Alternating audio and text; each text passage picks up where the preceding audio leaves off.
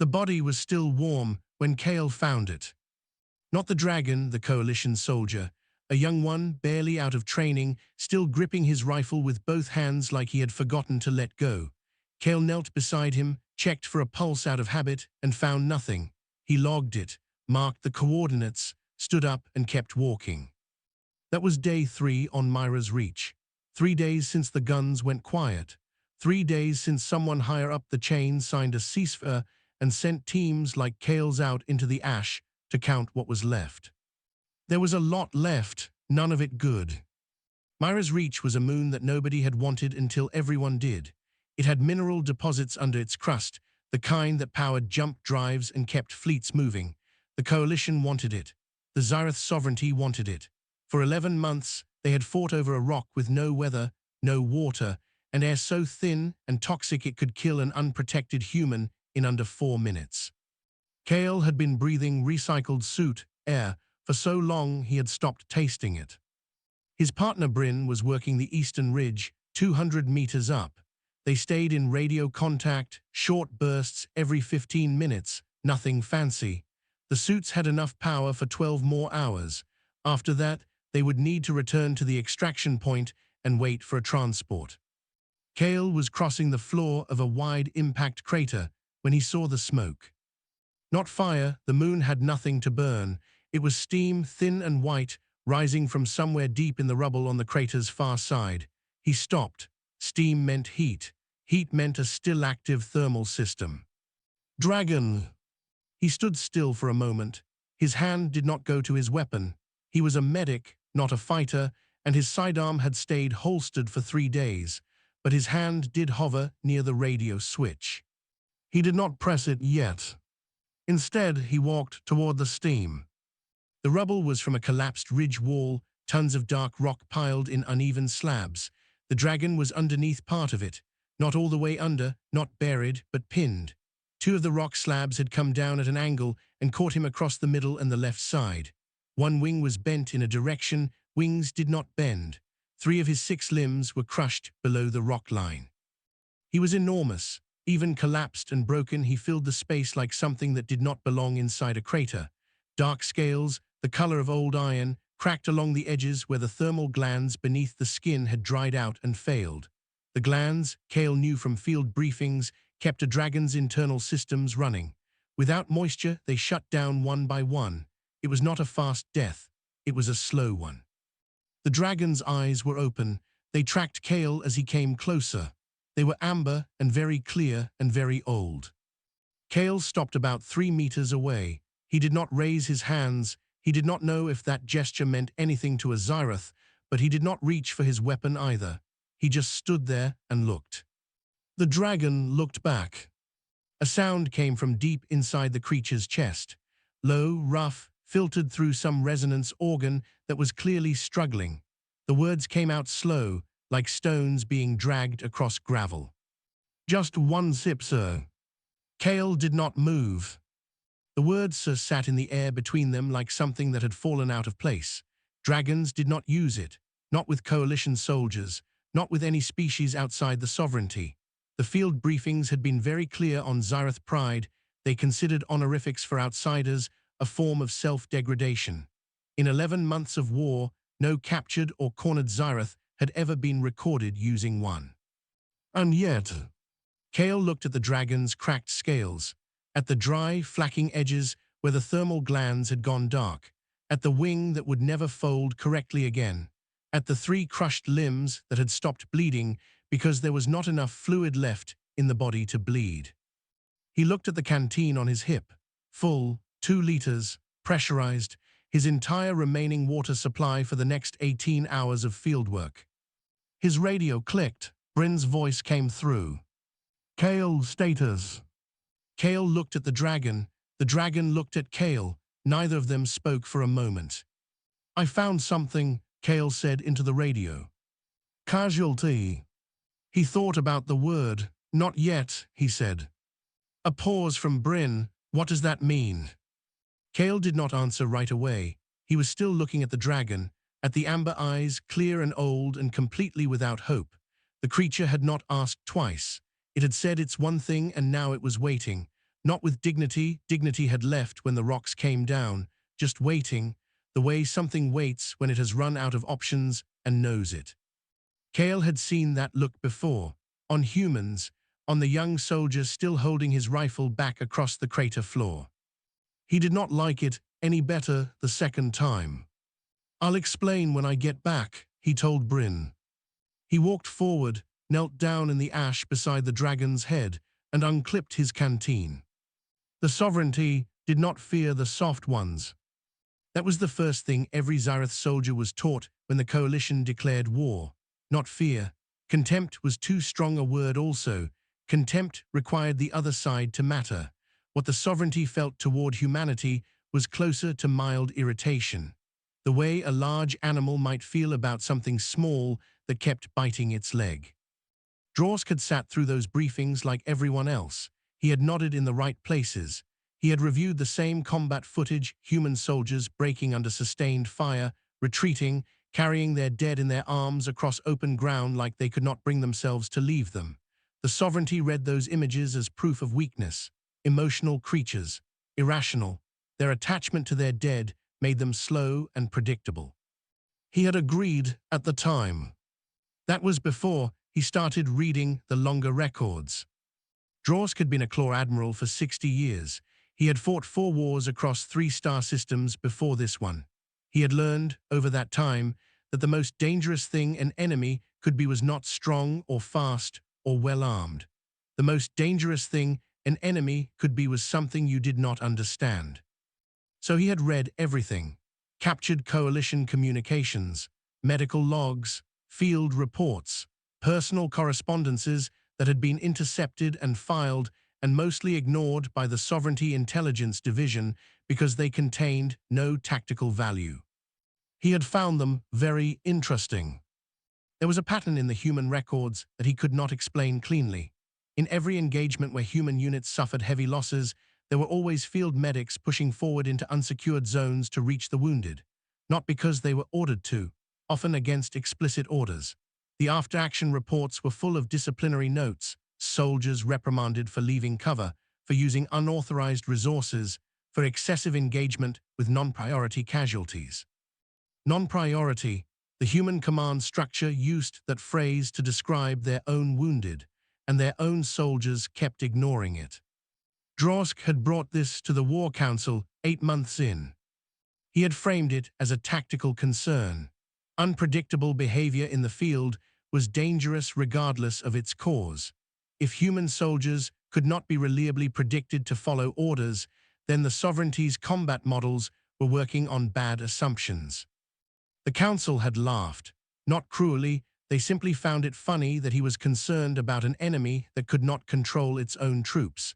They called it further evidence of the species' weakness. Emotional creatures, they said again, ruled by feeling instead of logic, easy to manipulate if you found the right pressure. Drawsk had not pressed the point. He had gone back to his records. He had never resolved the question to his satisfaction. There was no clean tactical explanation for why a species that wept over its dead was also the same species that kept walking into fire to recover those dead. The two facts did not sit together neatly. He had left it open in his notes, a variable he could not yet place.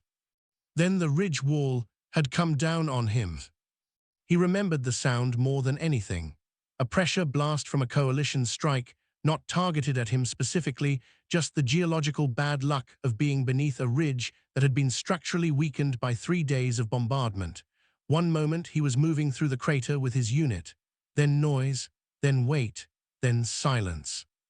His unit had not come back for him. He did not blame them. He had given standing orders that aligned with sovereignty doctrine, no recovery of pinned soldiers in contested zones. The risk-benefit calculation was simple. He had written that policy himself. He had lain in the dark under the rock for a long time. The thermal glands had started failing around the 18-hour mark. He could feel them, a cooling sensation in his chest, slow and spreading. Without moisture to process, they were shutting down in sequence. It was not painful.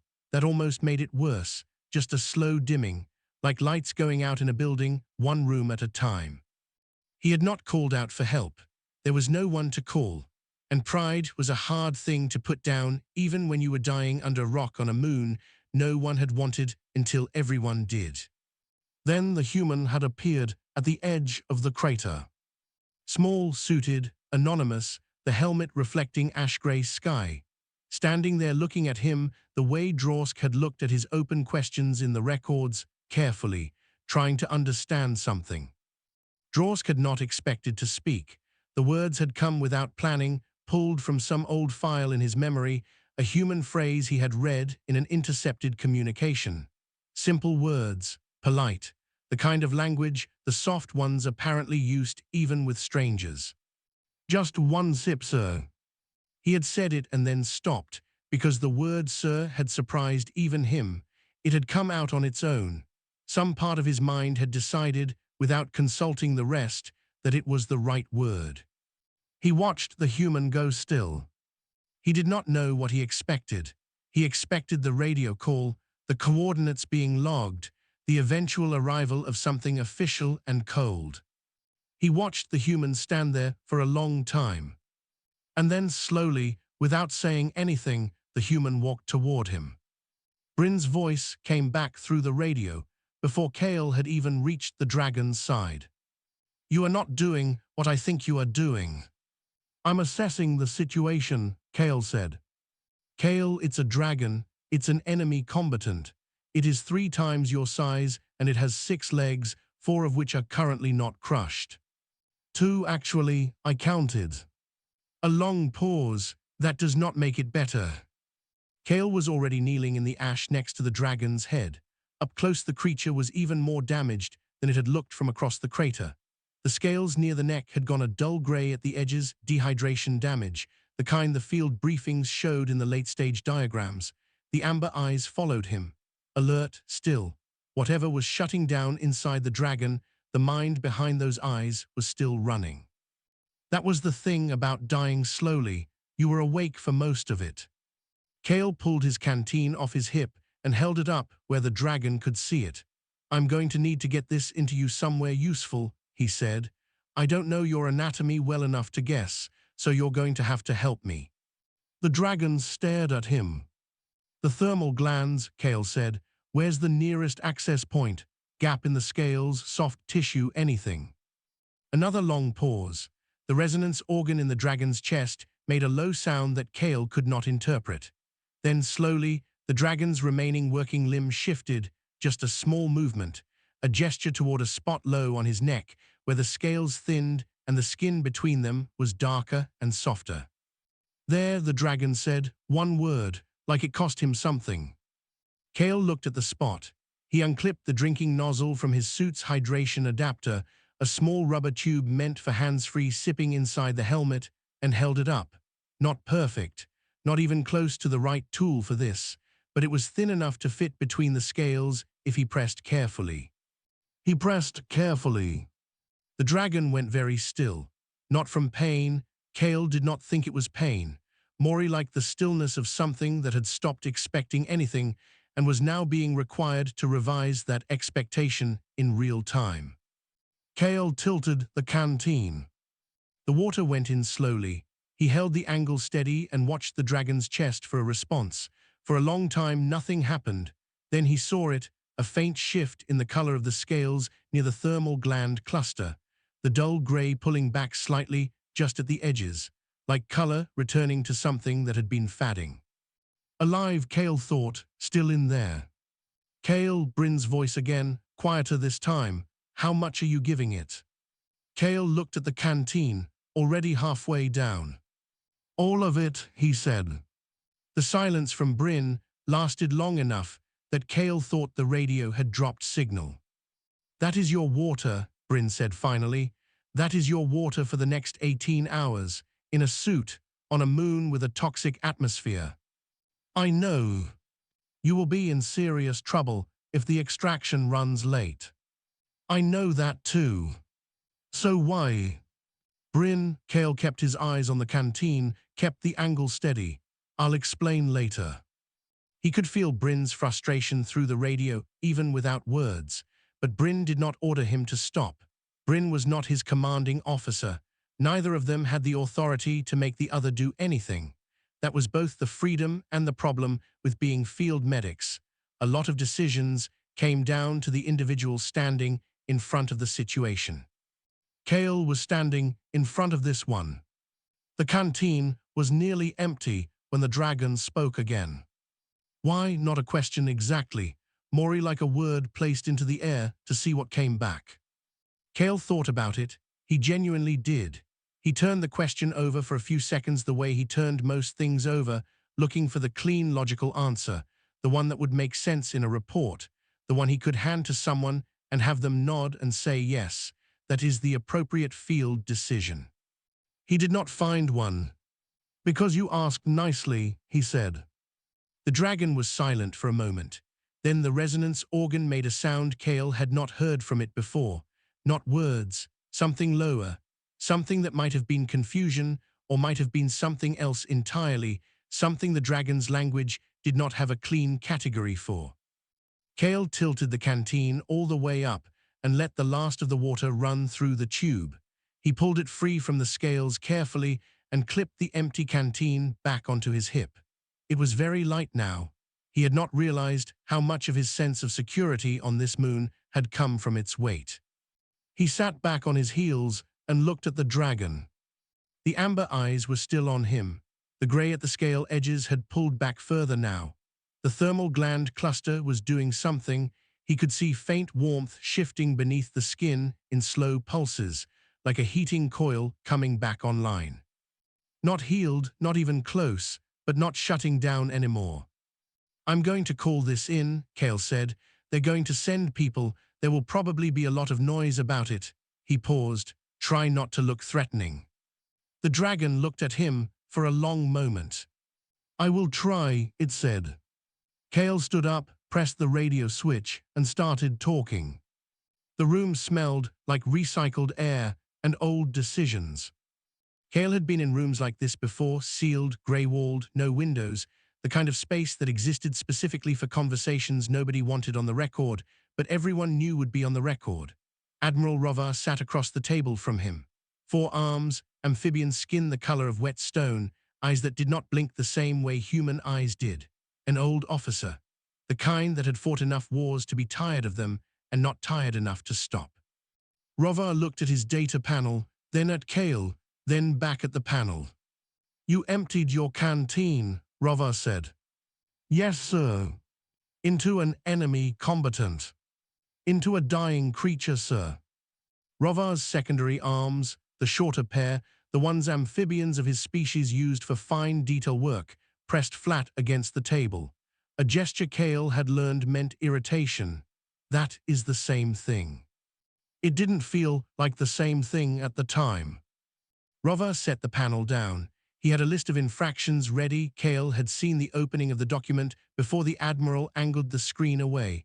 Unauthorized resource use, potential ceasefire protocol breach, failure to report contact before engagement. The list was real and none of it was wrong. Rovar looked at him for a long moment. "Why?" he said, "simple as that." Kale gave the same answer he had given the dragon. He watched Rovar's face when he said it.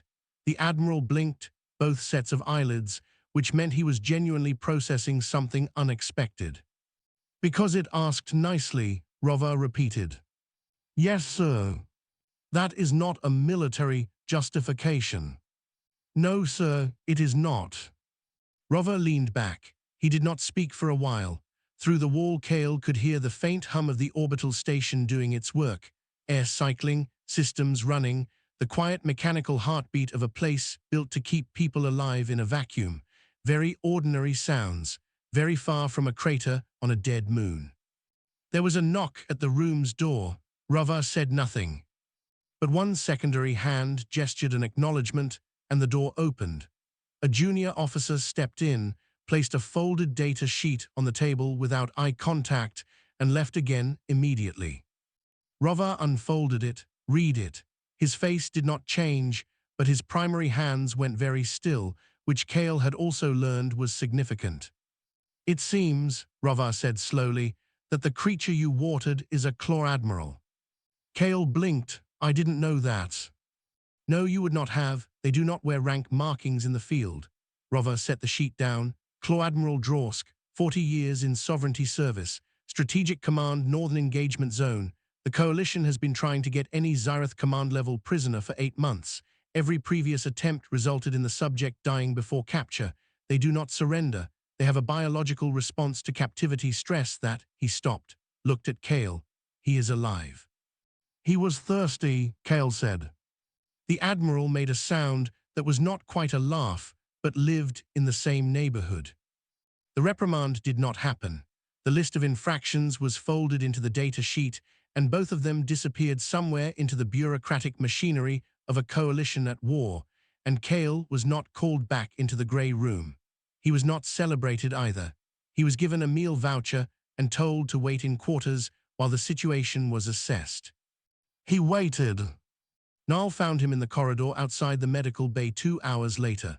The coalition medic was insectoid, 4 limbs, a segmented body, a face that did not carry expression in any way Kale could read. Niall had been assigned to Drawsk's stabilization once the extraction team brought the dragon up from the crater. Technically competent, clinically precise, the kind of medic who documented everything and felt nothing while doing it. Niall stopped in front of Kale and stood very still for a moment. 41 years, Niall said. Its voice came through a translation unit clipped to its thorax. I have practiced field medicine for 41 years, in 3 separate wars. I have never seen a Xyrath accept water from a non-sovereign hand. He was dying, Kale said. They always are when we reach them, Niall said, and they always die anyway, before we can touch them. The ones who are not already dead choose to finish it rather than accept contact. The translation unit clicked between words. In 41 years, I have not once been able to use my hands on a Xyrath in the field. They will not allow it. Pride, we concluded, or doctrine, perhaps both. Kale thought about the amber eyes, about the stillness of the dragon when the water started flowing, about the sound the resonance organ had made, that low, unclassified sound. He said, please, Kale said. Niall looked at him. The insectoid face gave nothing away, but the translation unit was quiet for a few seconds longer than usual. They do not say please, Niall said. This one did. Another pause. Niall's smaller limbs adjusted their position, a gesture that might have been discomfort or might have been thought. I do not know what to do with that information, Niall said finally. Kale nodded. Neither do I, he said, but I gave him the water anyway. Niall looked at him for a long moment, then turned and walked back into the medical bay without another word. Kale stood alone in the corridor. His canteen was still empty. Nobody had offered to refill it yet. He did not ask. 3 weeks later, Kale was counting inventory in a supply depot on the edge of coalition space. It was not glamorous work. Kale did not mind. He had been quietly moved from field recovery to logistics reassignment while the diplomatic channels processed what had happened on Myra's Reach. Nobody had explained the transfer to him directly. Nobody had to. He understood that he existed, right now, in a space where Command did not know what to do with him, and the safest place for something Command did not know what to do with was somewhere quiet, where it could not do anything else unexpected. He counted crates, he filed reports, he ate his meals with Bryn, who had also been reassigned to a desk job reviewing field maps, and who had not yet fully decided whether to be angry at Kale or just resigned to knowing him. You could have had heat exhaustion, Bryn said one evening, over food that tasted like nothing in particular, without the water, in an 18-hour suit cycle on a toxic moon. I know. You chose a dragon over your own survival margin. I chose not to watch something die when I had water in my hand. Bryn looked at him for a long time, then looked back at the food. I would have called it in and let Command decide. I know that too. That would have been the correct procedure. Kale nodded. It would have been. He had thought about it standing in the crater. He had genuinely considered making the radio call, logging the contact, and walking away. He had stood there long enough to consider it properly. And then the dragon's amber eyes had been there, clear and old and completely out of options, and Cale's hand had gone to the canteen instead of the radio, and that had been that. There was no clean explanation for it. He had stopped looking for one. The message arrived on a Tuesday. Cale found out about it because the whole logistics depot went quiet in a way that depots did not go quiet. A sudden drop in background noise, people stopping mid-task, the specific silence of a large group of people all receiving the same news at the same moment. He walked out of the supply bay and found Bryn standing in the corridor, staring at a data panel. "What happened?" Cale asked. Bryn handed him the panel. It was a transmission summary, official channels, heavy encryption, already translated and cleared for distribution, from the Xyrath Sovereignty High Council, addressed to the Galactic Coalition Diplomatic Division Ceasefire Oversight Body. And at the bottom of the address block, in a separate line that somebody had clearly spent time deciding whether to include, addressed also to the soft one who emptied his vessel. Cale read that line twice. The message itself was short. Xyrath formal language was always short. They considered length a form of weakness, a sign that the speaker was not confident enough to be direct. The translation was clean. Cale read it slowly. The council stated that Claw Admiral Drorsk had submitted a full accounting of the incident on Myra's Reach, that the council had reviewed the accounting, that they found it without precedent in their records of engagement with coalition species, that they had no existing framework for what had occurred, and that, in sovereignty tradition, an event without framework required formal acknowledgement before it could be filed and closed. The last section was 4 lines. It said that the sovereignty had been informed at the start of the war that humans were emotional creatures who could not separate feeling from function, that this had been presented as their central weakness, that the council had operated on this assumption for 11 months. The last line read, "We were told your kind weeps for your dead. We were not told you gave water to ours." Cale stood in the corridor, holding the panel for a long time. The ceasefire negotiations, which had been stalled for 7 months over territorial boundaries, resource rights, and a list of mutual grievances long enough to fill a separate document, reopened the following week. Both sides sent representatives. The sessions were long and difficult and full of moments where the whole thing almost collapsed. But they did not collapse. Nobody announced a connection between the message and the negotiations.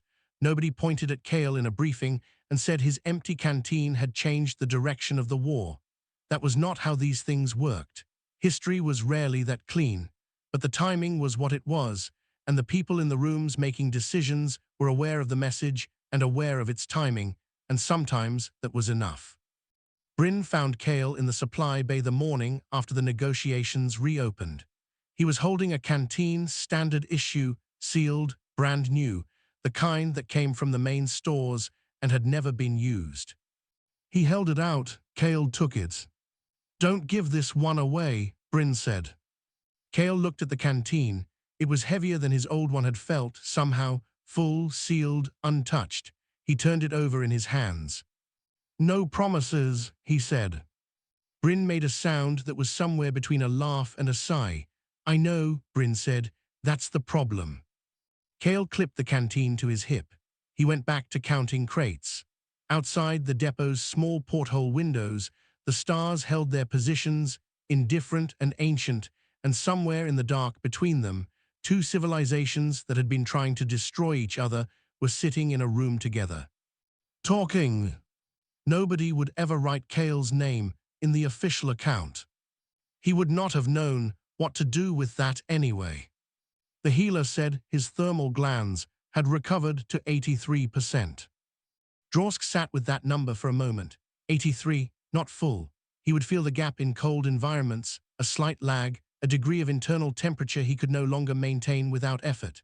The wing had been reset but would carry scar tissue at the joint for the rest of his life. The 3 crushed limbs had regrown. Xyrath biology was extraordinary in that regard, but the new growth was thinner than the old, and he had been told to expect 2 years before full strength returned. He dismissed the healer.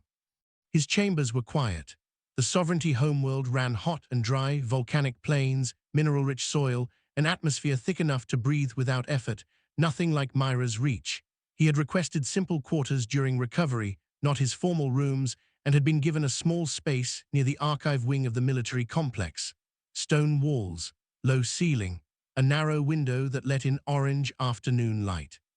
He sat in it and thought. The council had asked him for a full report. He had given them one. He had described the engagement, the collapse, the duration of entrapment, the physiological decline, and the arrival of the human field medic. He had described the transfer of water accurately.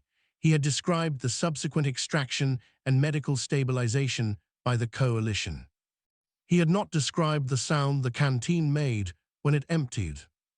He had not described the color that had come back to his scales as the water moved through his thermal gland cluster, the warmth spreading from the inside out, slow and clean, like something being lit again after a long darkness.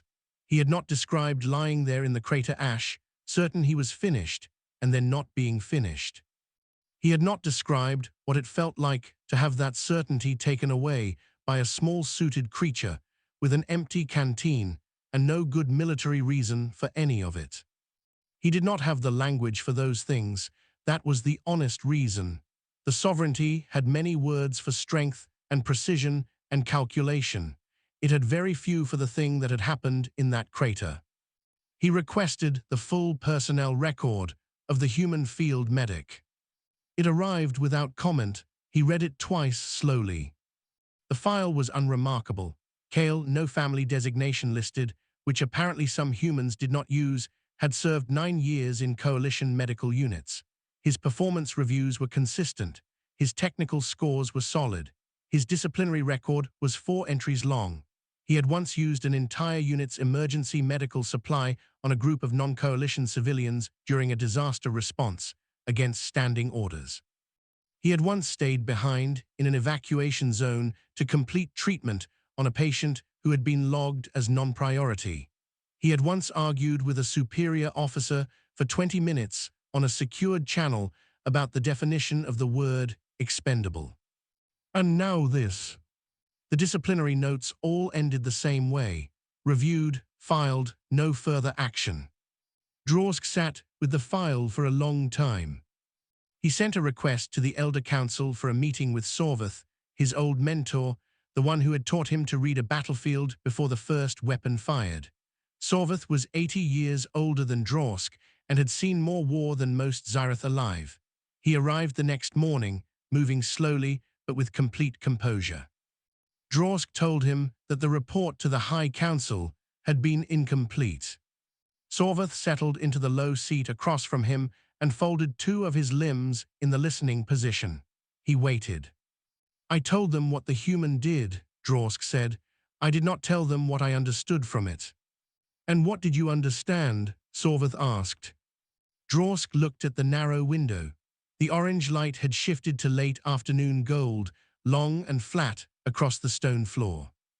We have studied them for 11 months, he said. We mapped their weapons, their fleet movements, their supply lines. We studied their casualties and their retreat patterns.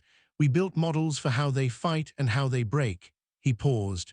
We never studied what it does to a creature to be helped when it expected nothing. Sorvath did not respond immediately.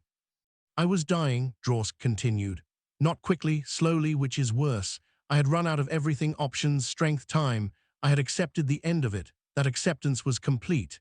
He looked at his hands, the new thin limbs, the old thick ones, and then a small creature in a sealed suit knelt in the ash next to my head and gave me everything it had. No calculation, no exchange, no condition. It simply did it because I was there and I was suffering, and it had water and I did not. The room held the silence. We were told they were ruled by emotion, Drawsk said. We treated that as weakness. We never asked what it was that the emotion was pointing them toward. Sorvath spoke at last. What do you believe it points them toward? Drawsk thought about amber eyes, no, his own eyes, looking up at a small helmeted figure standing very still in a crater. He thought about the word, sir, coming out of his own resonance organ before he had decided to say it.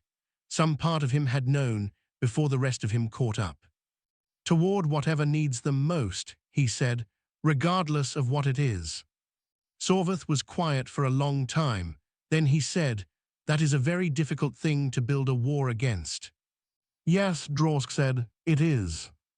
The orange light moved across the floor and faded, and the room went cool and dim, and Drosk sat in the quiet and held the memory of water, given freely, without reason, by a stranger in a dead crater on a moon no one had wanted. And for the first time in 60 years of war, he thought that perhaps he had been reading the wrong records all along.